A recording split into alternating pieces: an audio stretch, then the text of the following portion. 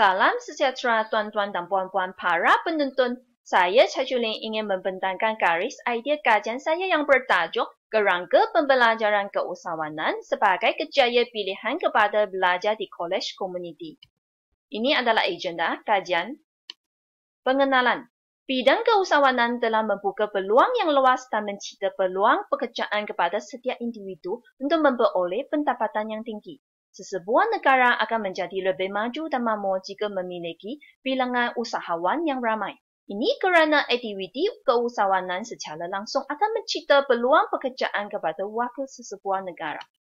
Isu kajian adalah terdapat 260,701 orang yang bergraduasi pada tahun 2020 dalam meninggal sebanyak 1,638 graduan pada tahun 2019 di Malaysia. Kadar pengangguran di kalangan siwaja pada tahun 2020 yang tertinggi sejak 10 tahun. Terdapat 22.5% daripada 768,700 orang belajar. Jumlah yang banyak ini telah membimbangkan apabila berlakunya krisis ekonomi COVID-19. Syarikat menghadapi masalah kewangan sehingga jatuh muflis. Perubahan ekonomi yang tidak stabil telah menyebabkan peluang pekerjaan terbatas bagi graduan pada pandemi COVID-19. Bilangan graduan juga pada peringkat yang rendah dalam kejayaan keusahawanan di Malaysia. Objektif kajian adalah untuk mengenal pasti faktor dalaman, faktor luaran dan kerangka pembelajaran keusahawanan sebagai kejayaan pilihan kepada belajar selepas tamat pengajian di kolej komuniti. Persoalan kajian adalah apakah faktor dalaman, faktor luaran dan kerangka pembelajaran keusahawanan sebagai kejayaan pilihan kepada belajar selepas tamat pengajian di kolej komuniti.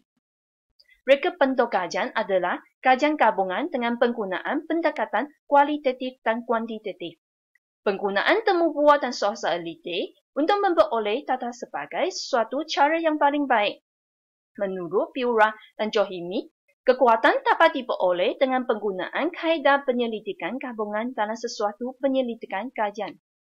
Populasi dan persembahan kajian adalah populasi terdiri daripada 5,399 orang belajar di kolej komuniti Malaysia. Sampel adalah terdiri daripada 357 orang belajar yang menyertai program masakan di kolej komuniti di negeri Johor. Teknik persembahan secara rawa digunakan terhadap 12 buah kolej komuniti di negeri Johor. Instrumen kajian adalah kaedah kualitatif dengan temu buah, kaedah kuantitatif soal selidik.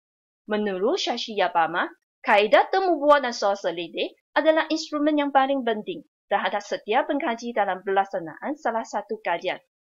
Analisis data kajian, temu buah dan soal selidik adalah untuk mengkaji faktor dalaman, faktor luaran belajar dan cadangan kerangka pembelajaran keusahawanan terhadap pilihan kejayaan keusahawanan di kolej komuniti Malaysia. TIBE telah mentetapkan dan membentuk budaya keusahawanan para siwaja untuk menjadi bidang keusahawanan sebagai pilihan kejayaan utama. Jangkaan dapatan kajian. Pendekatan kualitatif dengan hasil temu buah terhadap belajar yang menyertai program masakan yang berlatarkan dan bukan berlatarkan usahawanan di kolej komuniti Johor untuk mengharungi perkara pembelajaran kemahiran keusahawanan untuk menjadi pilihan utama kejayaan mereka. Penemuan data kuantitatif belajar yang berlatarkan usahawan dijangkakan lebih mengharungi kejayaan keusahawanan yang fokus kepada perniagaan dengan pengetahuan dan pengalaman yang sedia ada.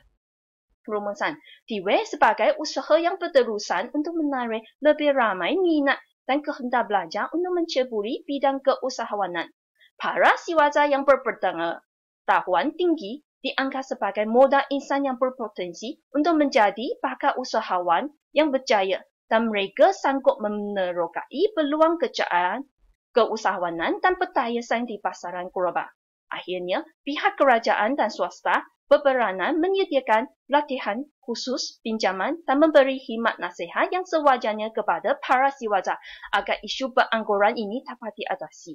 Di samping dapat membantu kerajaan dari aspek pembangunan dan perkembangan ekonomi negara kita. Ini adalah rujukan. Sekian, terima kasih.